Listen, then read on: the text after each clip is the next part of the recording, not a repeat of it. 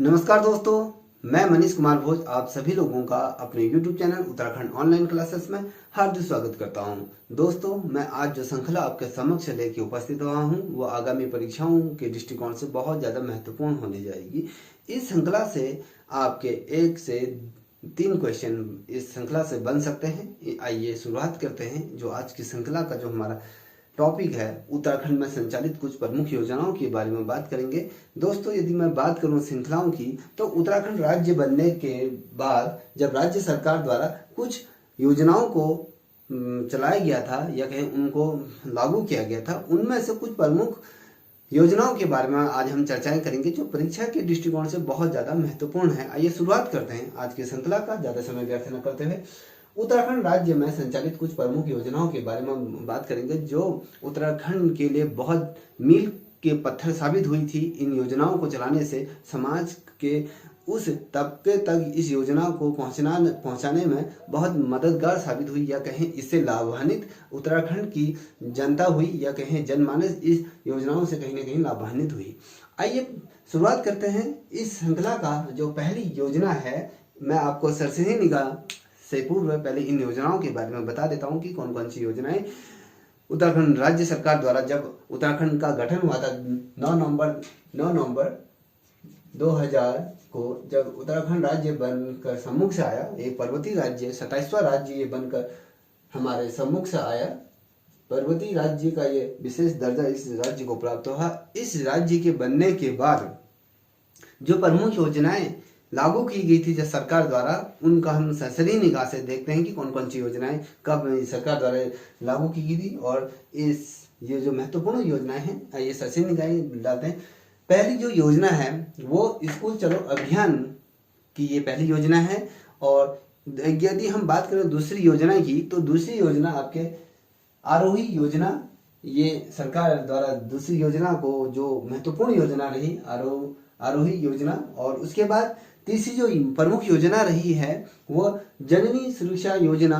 ये बहुत ज़्यादा महत्वपूर्ण योजना है, उत्तराखंड के लिए ये मील का पत्थर साबित हुई थी। इस योजना से बहुत से लोग लाभान्वित हुए। और हम चौथी योजना के बारे में बात करें तो दीनदयाल उत्तराखंड ग्रामीण आवास योजना ये सरकार द्वारा चलाई गई थी, जिससे कि बहुत से लोग इससे लाभान्वित हुए। और जो पांचवी जो हम प्रमुख योजना के बारे में बात करें, जिसने स्वास्थ्य सेवाओं को एक बड़ी पहचान दिलाई, या कहें स्वास्थ्य सेवाओं को शुद्ध रूप में इसने संचालित किया, आपातकालीन सेवा 108 योजना जो उत्तराखंड सरकार ने जो लागू की थी वो बहुत ज़्यादा प्रसिद्ध हुई। या कहें इस 108 सेवा से एक ग्रामीण जो गरीबी रेखा से जो नीचे व्यक्ति जो निवास करता है वो भी इससे लाभान्वित हुआ।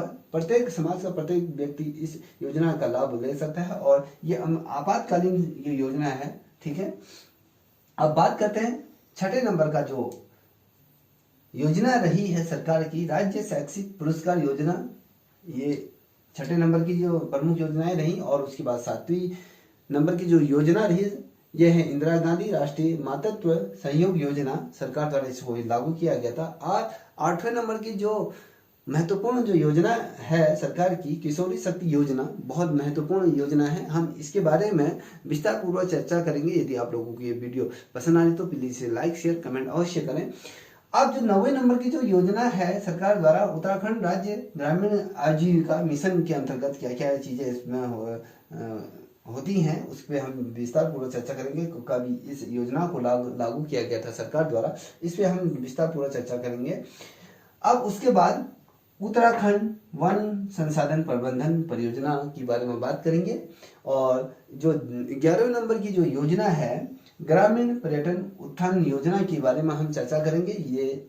और जो 13वें नंबर की जो महत्वपूर्ण योजना है जिसने गांव की दिशा बदल दी थी, मेरा गांव मेरा धन योजना, ये सरकार द्वारा महत्वपूर्ण योजनाओं में से एक योजना ये रही है। और उसके बाद जो 14वें नंबर की जो योजना है प्रमुख योजना के अंतर्गत जो आती है, मेरा गांव मेरी सड़क योजना। इससे बहुत से फायदे हुए, दुरुस्त क्षेत्रों में इस योजना का बहुत अधिक मात्रा में इस योजना को लागू किया गया सरकार द्वारा। अब बात करते हैं 15वें नंबर की जो योजना है वो कह रहा है मेरा वृक्ष मेरा धन योजना, ये सरकार द्वारा लागू की गई थी। और 16 नंबर की जो योजना है वो है मेरे बुजुर्ग मेरे तीर्थ। ठीक है। अब इसी श्रृंखला का 17 नंबर की जो योजना है हमारा गांव हमारा तालाब योजना, बहुत ज़्यादा महत्वपूर्ण योजना है। ठीक है। अब बात करते हैं मेरी बेटी मेरा धन योजना। ये सरकार द्वारा इसको भी प्रमुख योजनाओं के अंतर्गत इसे रखा गया है। अब बात करते हैं इसी श्रृंखला का 19वें नंबर की जो महत्वपूर्ण योजना है खिलती किलकारियां योजना। ये सरकार द्वारा चालू की गई थी और इस योजना से हर कोई रूबरू होगा। इंदिरा अम्मा भोजन योजना, जिसमें 2 रुपये या 5 रुपये से भरपेट भोजन इस योजना के अंतर्गत प्रत्येक व्यक्ति को दिया जा रहा था। और पालन योजना, ठीक है, नेक्स्ट।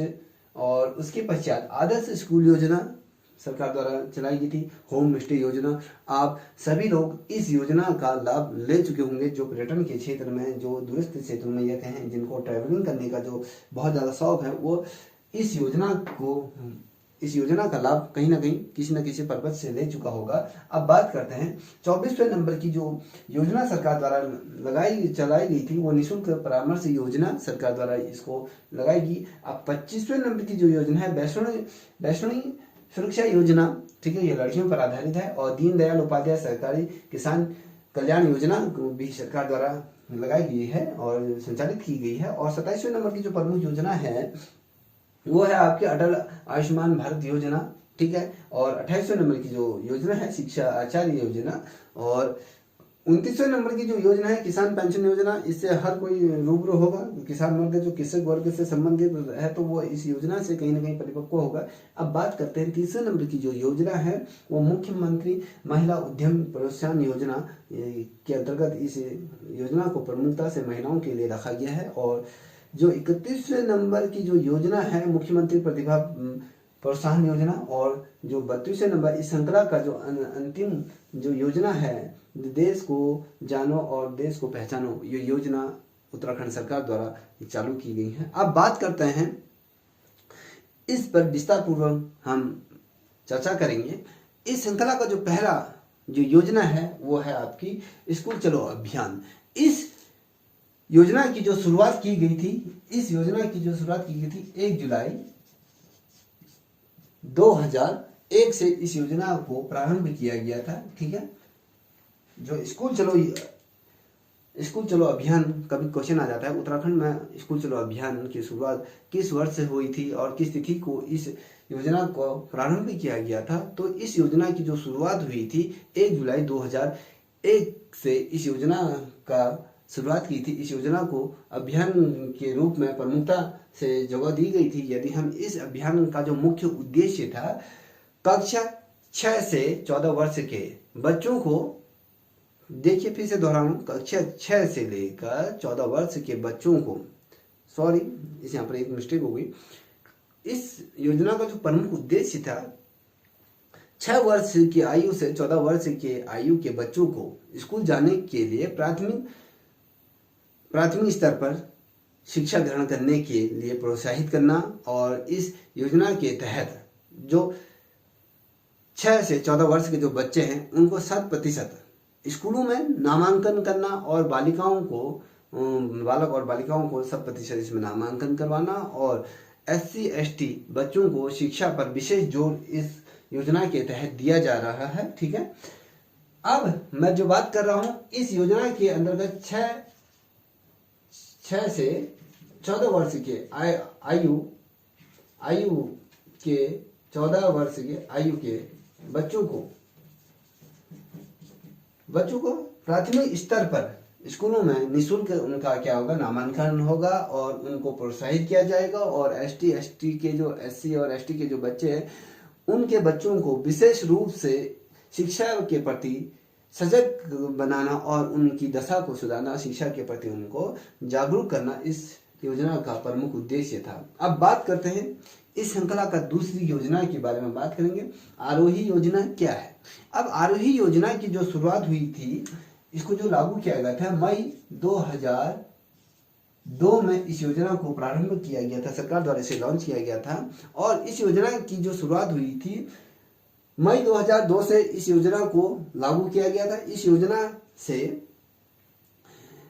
जो अध्यापकों तथा विद्यालय में कंप्यूटर से शिक्षा दी जाएगी। इस योजना की जो मुख्य उद्देश्य था, ठीक है, फिर से मैं दोहरा देता हूँ, इस योजना का जो मुख्य उद्देश्य था अध्यापकों तथा बच्चों को कंप्यूटर की शिक्षा इस योजना के तहत दी जाएगी, जिसे आरोही योजना जो नाम दिया गया था। इसमें शिक्षक को कंप्यूटर से जोड़ा जाएगा और बच्चों को भी कंप्यूटर से जोड़ा जाएगा। जो आधुनिक समय, आज का जो वर्तमान समय है, वो आज का डिजिटल शिक्षा पर जो जोर दे रही है सरकार, या कहें हम ऑनलाइन वर्चुअल क्लासों पर जो जोर दे रही है, ये इसका मेन उद्देश्य था। यह जो आरोही योजना थी 2002 में इस योजना का प्रारंभ हुआ और इसका जो मेन उद्देश्य था शिक्षकों तथा छात्रों को शिक्षा कंप्यूटर से जोड़ना, इसका मुख्य उद्देश्य था। अब बात करते हैं जो अगला जो प्रश्न है, ठीक है, जो अगली जो योजना है जननी सुरक्षा योजना के बारे में बात करेंगे, ठीक है। इस योजना को जो लागू किया गया था 2005 में, इस योजना को धरातल पर उतारा गया था।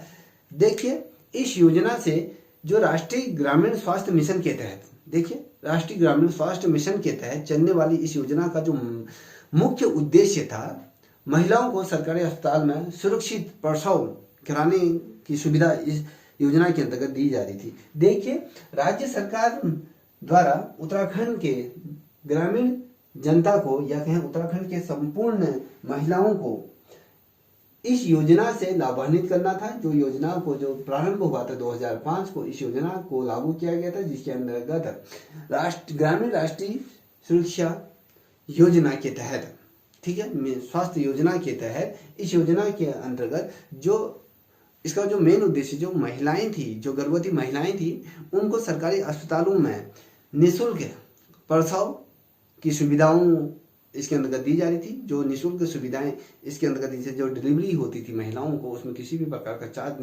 नहीं लिया जाएगा और इसकी जो डिलीवरी है आसान तरीके से, सुरक्षित रूप से इनको जननी सुरक्षा योजना के तहत जोड़ा जाएगा। इस शब्द का उच्चारण इसी के नाम से हो रहा है, जननी सुरक्षा। जो माताएं हैं उनकी सुरक्षा के लिए इस योजना को धरातल पर उतारा गया है। इस योजना का जो प्रमुख उद्देश्य था, महिलाओं को सरकारी अस्पतालों में सुरक्षित प्रसव की सुविधा इस योजना के तहत प्रदान की जानी थी, ठीक है। अब बात करते हैं दीनदयाल उत्तराखंड ग्रामीण आवास योजना के तहत क्या इस योजना को लागू किया गया था।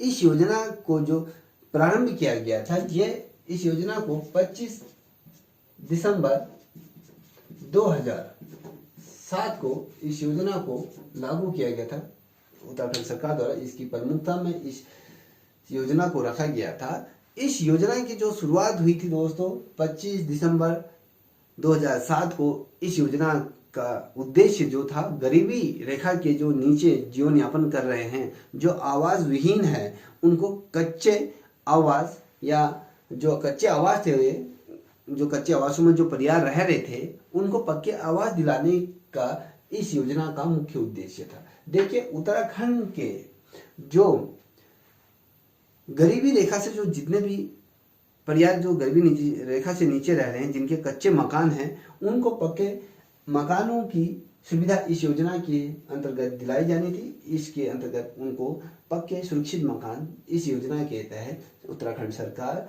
दिला रही थी। आज वर्तमान समय में इस योजना को वर्तमान समय में भी धरातल पर उतारा जा रहा है, जिससे कि कई ग्रामीण व्यक्ति, या कहें ग्रामीण जनमानस जो गरीबी रेखा के नीचे रह रहे हैं, उनको इसका इस योजना का लाभ कहीं ना कहीं प्राप्त हो रहा है, ठीक है।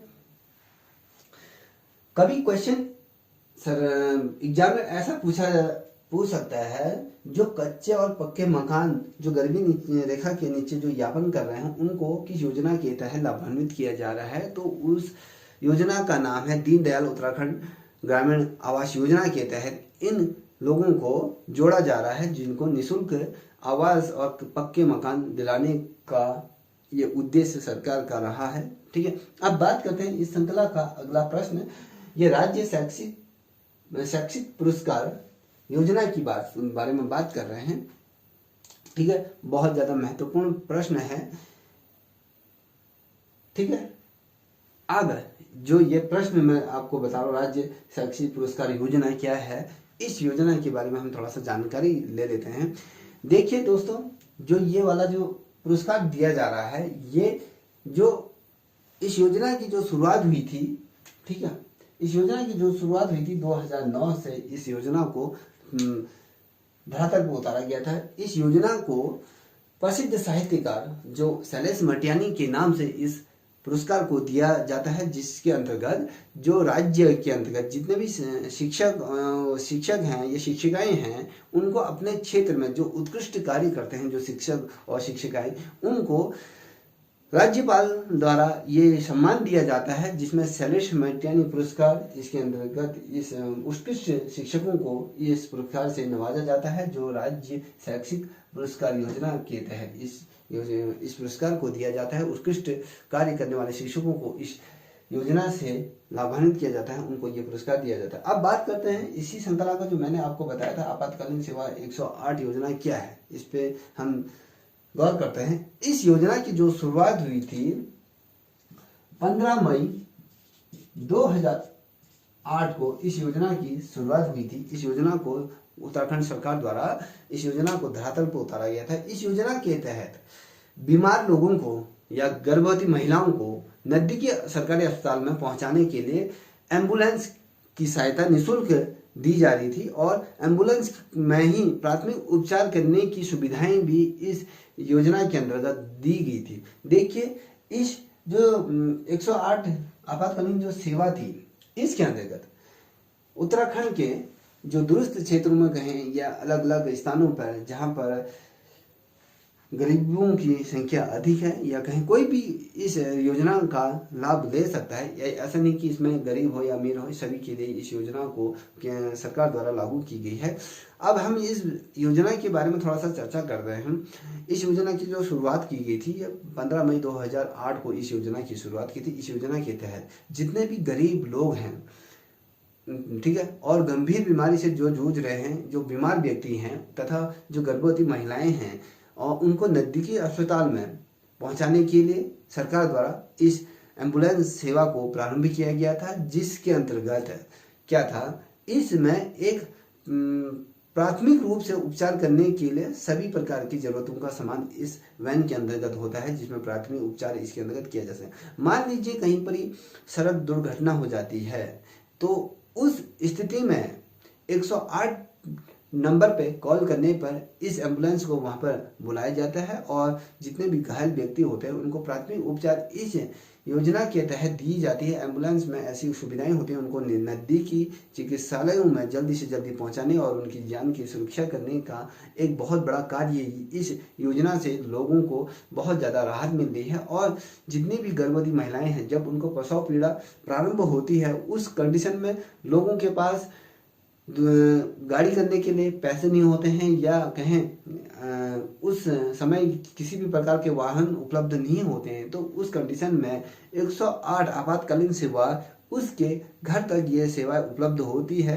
तो उस गर्भवती महिला को जिसमें प्रसव पीड़ा से जूझ रही होती, तो उसे निकटतम सरकारी अस्पताल में ले जाना होता है, और वहां पर उसे सफलतापूर्वक उसकी जो इलाज होता है, जो उसका डिलीवरी होती है, जो बीमार व्यक्ति होता है उसको आपातकालीन सेवाओं से लाभान्वित किया जा सकता है, उसे इमरजेंसी रूम में पहुंचाया जा सकता है, जिससे कि उसकी जान की सुरक्षा की जाती है।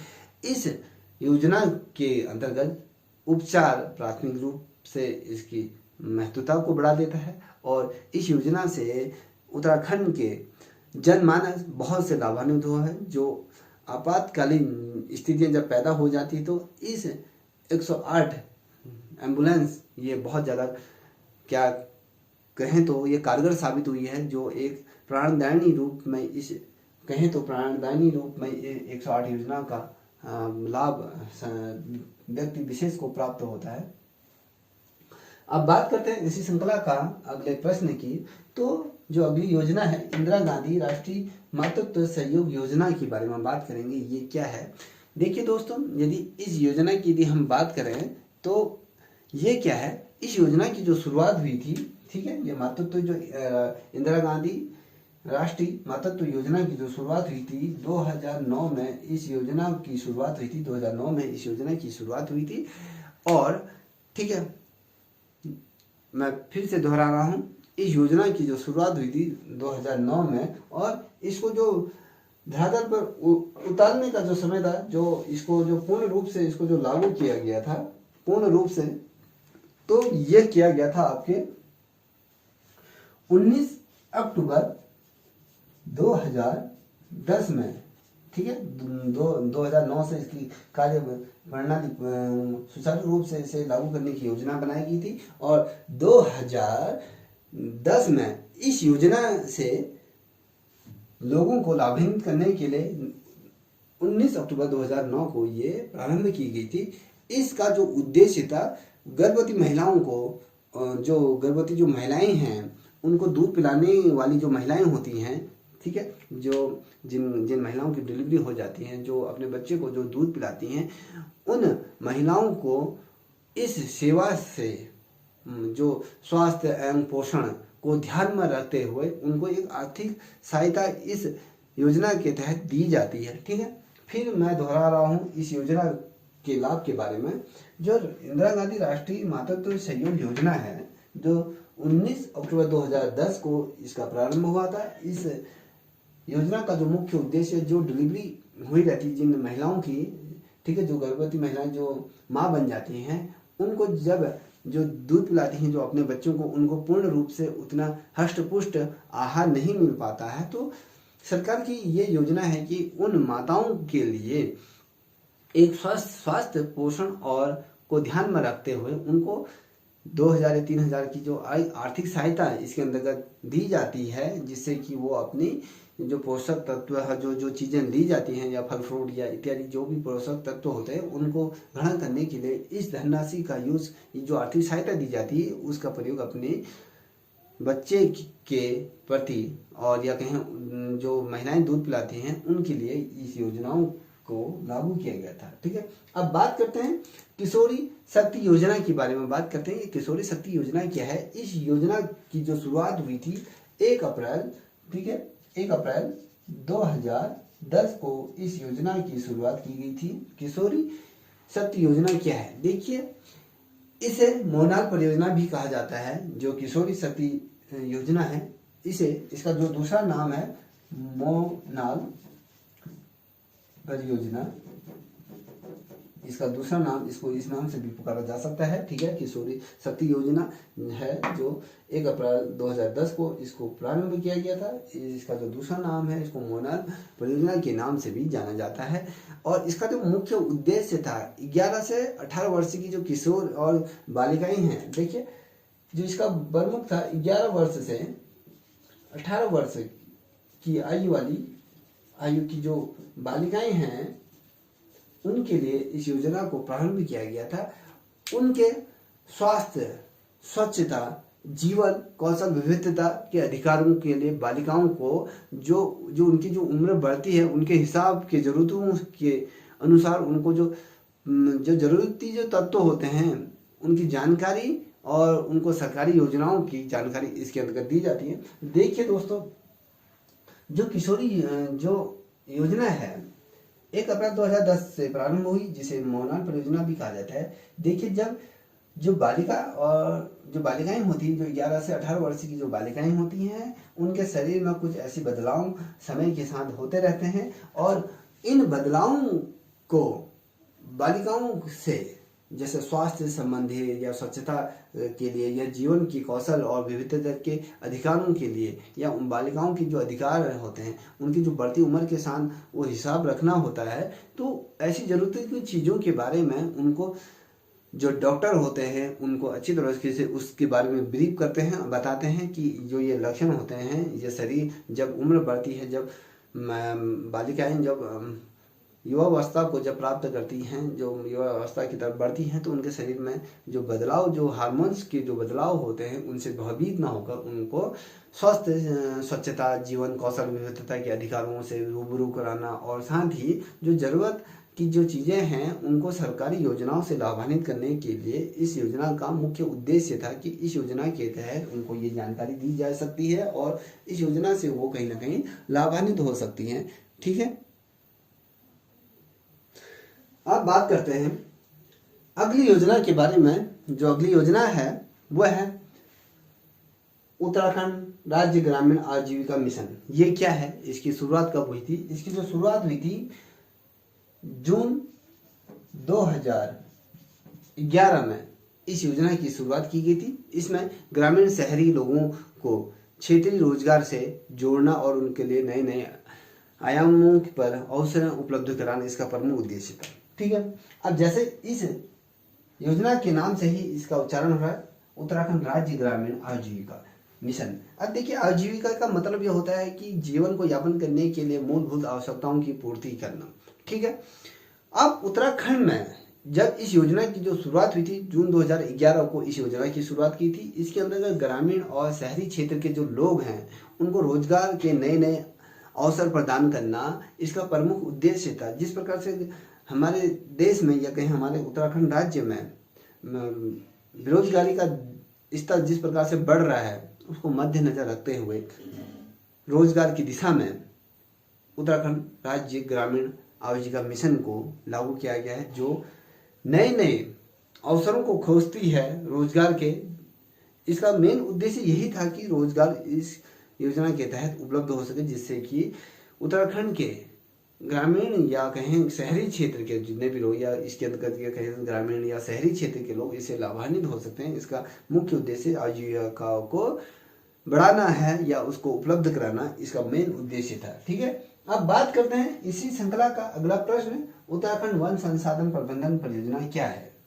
ठीक है, उत्तराखंड वन संसाधन प्रबंधन परियोजना क्या है, इसकी बारे में बात करते हैं। इस योजना की जो शुरुआत हुई थी दोस्तों, बात कर लेते हैं। इस योजना की जो शुरुआत हुई थी 2014 को इस योजना को प्रारंभ किया गया था उत्तराखंड सरकार द्वारा। ठीक है, इस योजना का जो मुख्य उद्देश्य था, इस योजना में जो पंचायतों को, जो पंचायती होते हैं उनको वनों से सुदृढ़ बनाना और वनों की दिशा को सुधारना और आपदा प्रभावित जो जिले हैं या जनपद हैं उन जनपदों में वन संचार को जीवित करना या उनका जीर्णोद्धार करना इसका मेन उद्देश्य था। इस योजना को स्थानीय स्तर पर लागू किया जाना था, जिसके जरिए क्या था, ग्रामीण क्षेत्र की जितनी भी जनता है इससे वो कहीं ना कहीं रोजगार को प्राप्त कर सकती है। इस योजना को 2014-15 के अंतर्गत इस योजना को जापान सरकार के सहयोग से इस योजना की शुरुआत की गई थी। इसमें जो बहुत महत्वपूर्ण जो प्रश्न बनता है, ठीक है, उत्तराखंड वन संसाधन प्रबंधन परियोजना के लिए जो महत्वपूर्ण जो प्रश्न बनता है, ये तो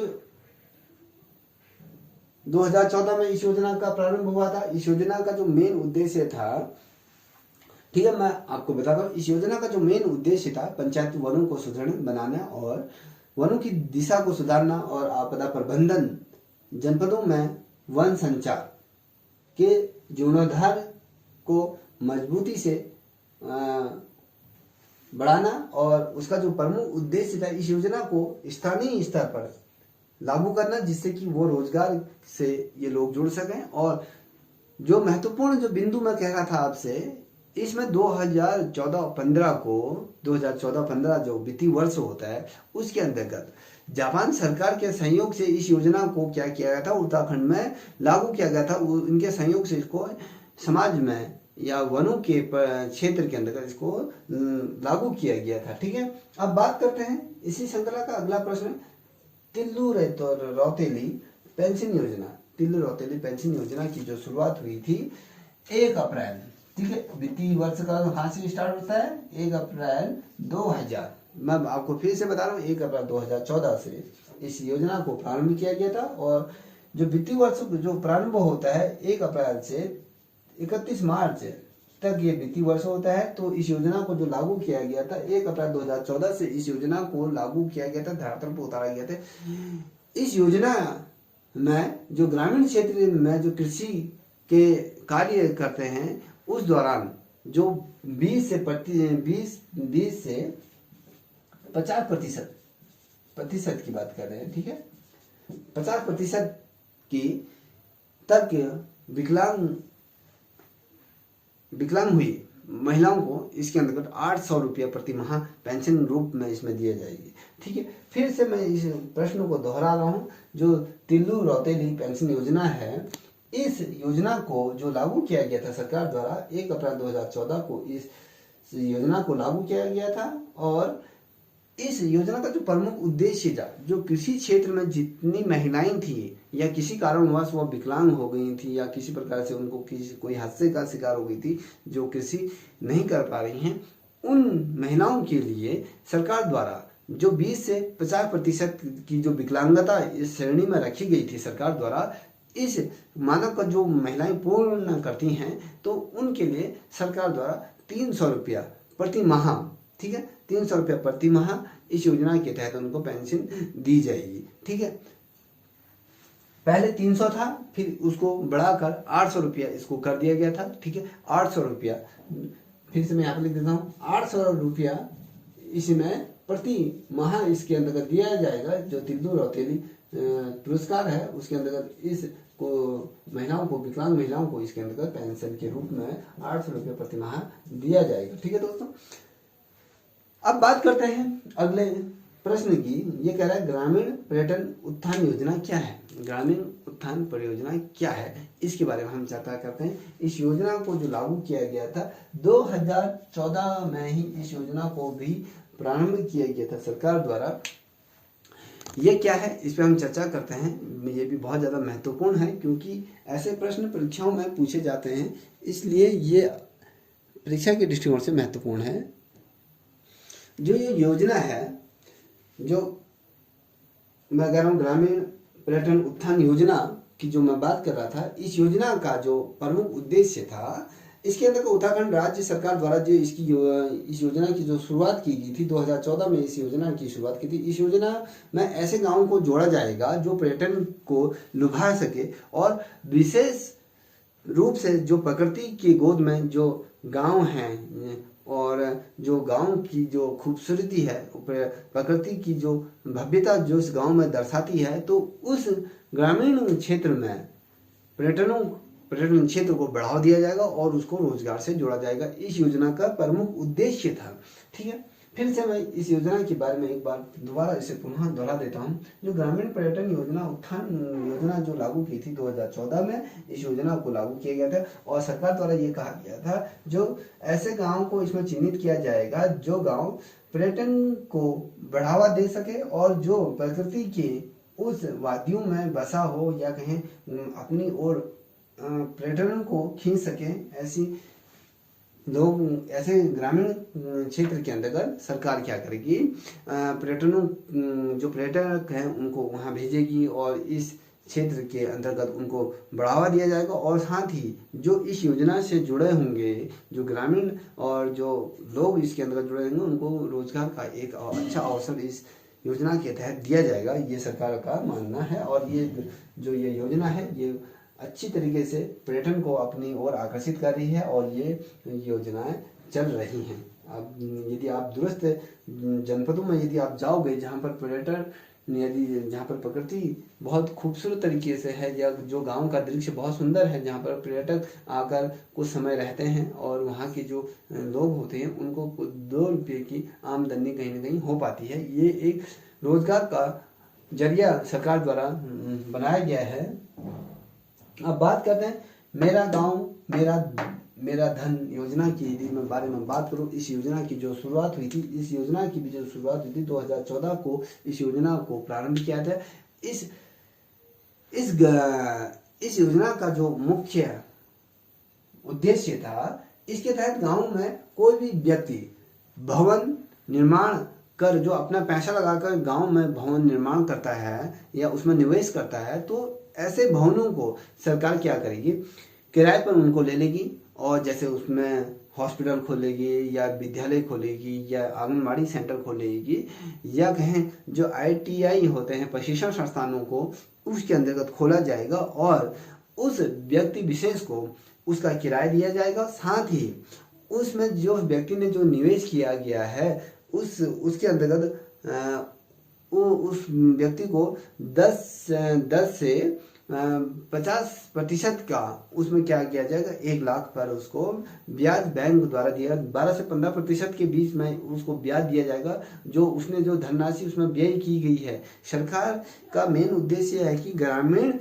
क्षेत्रों के अंतर्गत जो गांव हैं वहां पर लोग अपना पैसा निवेश करें और साथ ही उस पैसे का जो निवेश करके जो भवन बनाया है उसको सरकार अपने अधीन लेकर उसमें किसी प्रकार का संस्थान खोल सके, जिससे कि उस व्यक्ति विशेष को उस संस्थान द्वारा जो किराया मिल रहा है या आर्थिक रूप से जो कमजोर हैं उनको इसका लाभ दिया जा सकता है। ठीक है, अब बात करते हैं अगले प्रश्न की। वो कह रहा है मेरा गांव मेरी सड़क योजना क्या है।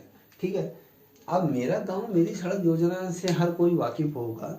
इस योजना की जो शुरुआत हुई थी 2014 को, इस योजना को शुरुआती रूप में लागू किया गया था। इसके अंतर्गत ग्रामीण क्षेत्र के अंतर्गत 1 किलोमीटर जो सड़क है वो आपका जो ग्राम्य विकास, जो ग्राम्य पंचायत विकास होता है जिसके अंतर्गत मनरेगा इसको 1 किलोमीटर सड़क बनाएगी। और जबकि इस योजना के अंतर्गत 3 किलोमीटर सड़क का प्रावधान रखा गया है, जो 1 किलोमीटर आपकी ग्राम पंचायत बनाएगी और जो 2 किलोमीटर जो शेष जो सड़क होगी उसे ग्रामीण अभियंत्रण विभाग इसको बनाएगा, जिसे हम PWD कहते हैं। वो 2 किलोमीटर सड़क को अपने अधीन रखते हुए, अपने अधिकार क्षेत्र के अंदर आवंटित करते हुए इस सड़क को पूर्ण रूप से पूरा करेगी। इसके तहत इस से क्या होगा, उस ग्रामीण क्षेत्र को उसको रोड से इसे जोड़ा जा सकता है, उससे ये लाभान्वित होगा। आज मेरी गांव मेरी सड़क से बहुत से गांव लाभान्वित हो चुके हैं, जहां पर इससे विकास की उस जोड़ कहें या फिर विकास की उस परिधि के अंतर्गत उस गांव को लाया जा रहा है। आज देखें पहाड़ों पर तो चौतरफा रोडों का जाल बिछ चुका है। इस योजना को धरातल पर बहुत अच्छी तरीके से लागू किया जा रहा है, जिसके अंतर्गत लोग आज जो 10 किलोमीटर या 5 किलोमीटर जो पैदल चलते थे, आज वो अपने घर गाड़ियों के माध्यम से पहुंच रहे हैं, इस योजना का लाभ ले रहे हैं। दूरस्थ क्षेत्रों में कहें जो पहाड़ी इलाके हैं उन क्षेत्रों में इस योजना को भरपूर रूप से इस योजना का यूज लोग कर रहे हैं। ठीक है, अब बात करते हैं अगले प्रश्न की। ये कह रहा है मेरा वृक्ष मेरा धन योजना के बारे में बात कर रहा है। मेरा वृक्ष मेरा धन योजना के बारे में बात करें।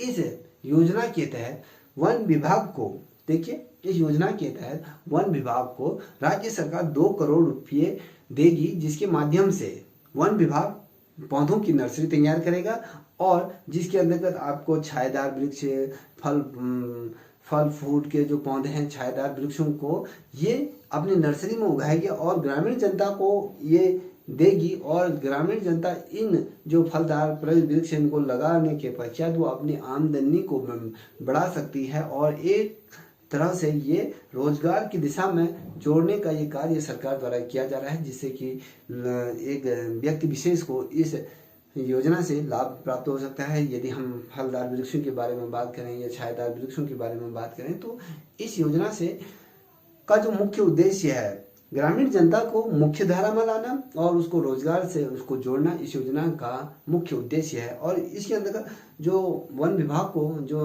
राज्य सरकार 2 करोड़ रुपए की जो धनराशि आवंटित दे रही है, तो उसका जो मेन उद्देश्य है ग्रामीण क्षेत्र में जितने भी लोग रह रहे हैं उनको मुख्य धारा में प्रभावित करना और साथ ही उनको रोजगार से जोड़ना और उनको आत्मनिर्भर बनाना इस योजना का मुख्य उद्देश्य है। अब बात करते हैं अगले प्रश्न की। ये कह रहा है मेरे बुजुर्ग मेरे तीर्थ है, ये सरकार द्वारा बहुत महत्वपूर्ण योजना को लागू की गई थी या कहें इस योजना को प्रारंभ किया गया था। अगर हम बात करें राज्य सरकार द्वारा इस योजना को जो शुरुआती रूप में 2014 को इसको लागू किया गया था, इसके अंतर्गत जो राज्य के वरिष्ठ जो नागरिक हैं जो 65 वर्ष की आयु से अधिक थे उनको सरकारी खर्चे पर सरकार अपने खर्चे पर 4 धाम यात्रा को बुजुर्गों को करा रही थी, क्योंकि समाज में बुजुर्गों को वो सम्मान वो प्रतिष्ठा देने के लिए इस योजना को लागू किया गया था, जिससे कि जो वरिष्ठ नागरिक हैं या कहें जो बुजुर्ग व्यक्ति हैं वो कहीं ना कहीं ये ना सोचें कि हमें समाज में किसी प्रकार का हमारा महत्व नहीं है, तो सरकार ने उनको मुख्य धारा में और उनको सम्मान देने के लिए इस योजना को लागू किया गया था, जिसके अंतर्गत प्रत्येक जिले से एक गाड़ी चलती थी, जिसके अंतर्गत चार धाम यात्रा महिला और पुरुषों, जो बुजुर्ग महिलाएं और पुरुष हैं उनको चार धाम यात्रा कराई जाती थी। अलग अलग शहरों के दर्शन इसके अंतर्गत कराए जाते थे, या हम कहें या भारत दर्शन के लिए भी इस योजना को लागू किया गया था, जिससे कि लोग अपनी चार धाम यात्राएं आसानी से निःशुल्क ये कर रहे थे। इस योजना को चलाया गया था। वर्तमान समय में इस योजना को शायद सरकार द्वारा बंद कर दी गई है, जिससे इस योजना का लाभ अधिक लोग नहीं उठा पा रहे थे, इसलिए इस योजना को सरकार द्वारा बंद कर दी गई है।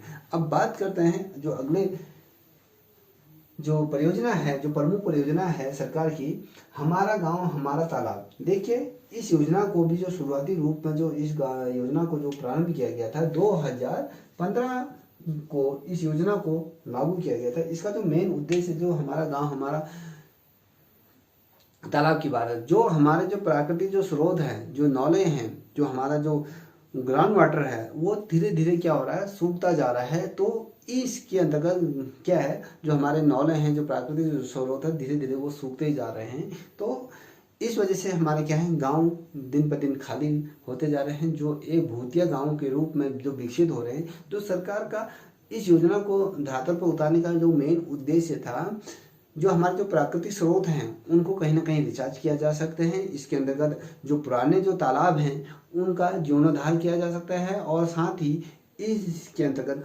नए तालाबों को खोदने का कार्य किया जा रहा है, जिससे कि वहाँ की जो ग्रामीण जनता है या जो आसपास के जो लोग हैं इस योजना से वो लाभान्वित हो सके, और एक प्रकार से उसको आमदनी के रूप में कार्य मिल जाता है। और ये एक अच्छी पहल सरकार द्वारा की गई है, जिससे कि हमारा जो ग्राउंड वाटर है वो भी रिचार्ज हो सकते हैं, जो हमारे जो प्राकृतिक स्रोत है या नौले हैं वो भी जलमग्न है। इस योजना के माध्यम से कहीं ना कहीं हो रहे हैं। इस योजना से जो मुख्य रूप से जो लाभान्वित हो रहे हैं वो ग्रामीण जनता इससे लाभान्वित हो रही है, क्योंकि उनको कहीं ना कहीं इस योजना से रोजगार उपलब्ध हो रहा है और उनकी आय में वृद्धि हो रही है। क्योंकि जब चाल खाल वाली जो बात आ रही थी, लोग अपना जंगलों में या कहीं अपने क्षेत्र के आसपास चाल खाल बना रहे हैं, जो तालाब है उनको दुरुस्त कर रहे हैं। तो इस योजना का जो मुख्य उद्देश्य था, तालाबों को सुरक्षित करना, प्राकृतिक संसाधनों का दुरुपयोग ना करते हुए उनको बचाने का एक उद्देश्य था, और जो ग्रामीण जनता को इसका जो मुख्य उद्देश्य जो था, इसको आजीविका प्राप्त करना था। ठीक है, अब बात करते हैं जो अगले प्रश्न की, जो हम कल ये बात करेंगे। जो अगली योजना जो रहेगी, मेरी बेटी मेरा धन, ये बहुत महत्वपूर्ण योजना है, सरकार द्वारा इसे जो लागू की गई थी। इस पे हम कल चर्चा करेंगे। अगली वीडियो आपके सम्मुख से जल्द ही मैं लेके उपस्थित होऊंगा। आज के लिए इतना ही। यदि आप लोगों को ये वीडियो पसंद आए तो प्लीज़ इसे लाइक शेयर कमेंट अवश्य करें, और साथ ही अपने दोस्तों को भी इस वीडियो को शेयर करें, जिससे कि वो भी लाभान्वित हो सकें। दोस्तों, यदि आप लोगों को वीडियो पसंद आए तो प्लीज़ इसे लाइक शेयर कमेंट अवश्य करें। आज के लिए इतना ही। जय हिंद, जय भारत।